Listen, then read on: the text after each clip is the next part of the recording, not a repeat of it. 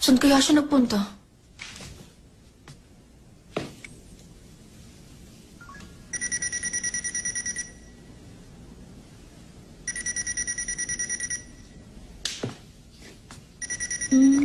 Ano kaya yun? Bigla na naman akong iniwan dito ng mag-isa.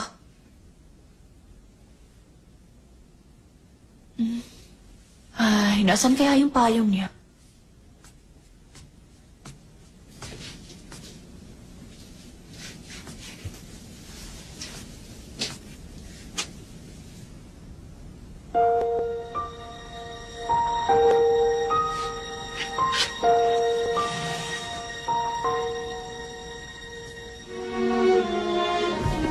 Pinag-interesan mo yung pang-girl na sapatos? Sinabi na ngang wala sa akin eh. Ay, nako, Mateo to. Sinasabi ko na nga ba, tama ako eh.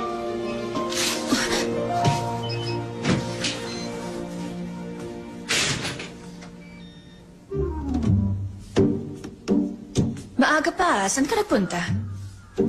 Diyan lang. May binili ako.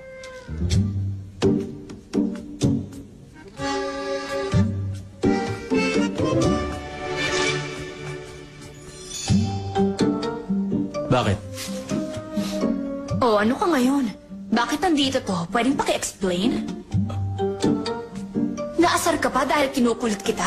Todo iwas ka pa sa tanong ko.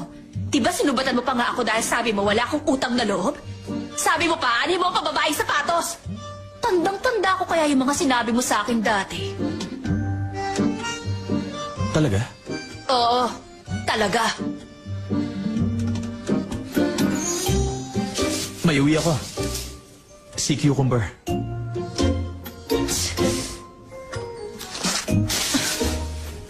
Totoo pala ng tahimik na pusa. Saan nga nagbubungkal? Sa kusina? Ay, oo. Ang tahimik na pusa, nagbubungkal sa kusina. Kunwari lang, wala kang imig. Sana kasi sinabi mo na lang agad sa akin na mahilig ka pala sa shoes na pang-girl. Ang sapatos ko kasing dami nung kay Imelda. Sana pinamana ko na lang yung iba sa'yo. Kaya ko naman yan. Ay, naku. Okay lang yan. May kanya-kanya tayong hilig. Hindi kita husgahan. Magsabi ka lang ng totoo. Ano bang design o kulay ang gusto mo? Lahat meron ako. Bibigyan na lang kita, ha?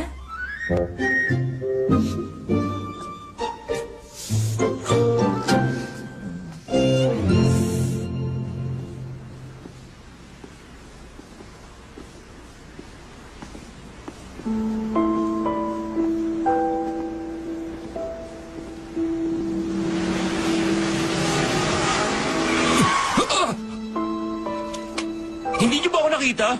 Pasensya na, hindi ko sinasadya. Ayos lang ako. Sige, umalis ka na. Sir, okay lang ba kayo?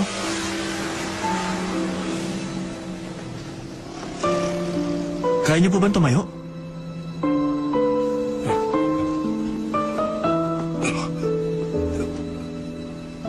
Nasaktan ba kayo?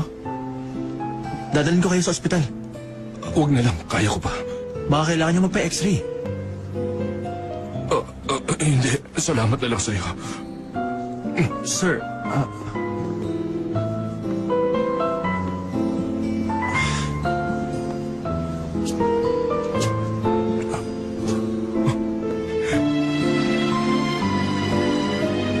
Papa!